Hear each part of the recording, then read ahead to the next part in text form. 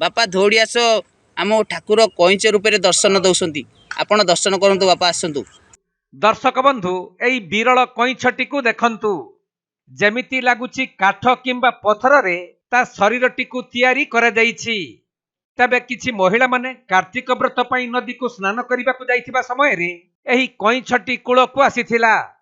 तेणु महिला माने एही परी विचित्र शंख आकृतिर कईछ को देखि हुएत प्रभु जगन्नाथ कईछ रूप रे आसीथिबार भाबी ताकू धरी निकटस्थ जगन्नाथ मंदिर को आसीथिले। परे ग्रामर किछि पुरुखा लोक माने पूर्वरु एपरी कईछ देखि नथिबा कहितबा बेले कटक जिल्ला सानमंडली ठारे थिबा जगन्नाथ मंदिर निकटरे एही परी घटना देखिबाकू मिलिछि। तेणु जगन्नाथ मंदिर रे पूजार्चना करा जाई सही कईछ को महानदी रे छाड़ी देइथिबा जणा पड़िछि। देखि पारथिबे जगन्नाथ महाप्रभु कईच रूप आसीसंती। देखि पारथिबे आम मो स्त्री को जगन्नाथ महाप्रभु कईच रूप दर्शन देले। आगे आम जगन्नाथ मंदिर मो स्त्री मो झील सब दर्शन करने आसते देखला बेलू जगन्नाथ मंदिर पाखे ये कईचटी चलुची।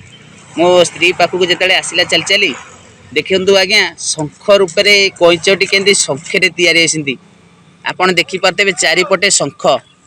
आम छोट छुआटा बेलू आम ग्रामवासी समस्ते देखिकी कहले पुओ एमतीका कईच आम के देखिनु, छोट छुआटा बेलू एमतिया कईच आम देखिनु।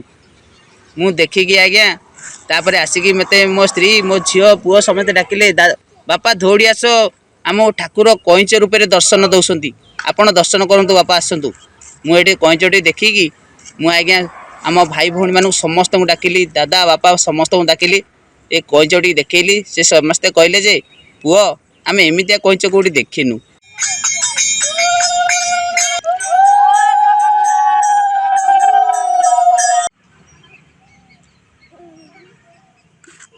कटक जिला प्रतिनिधि राजेश कुमार साहू रिपोर्ट, कोणार्क लाइव।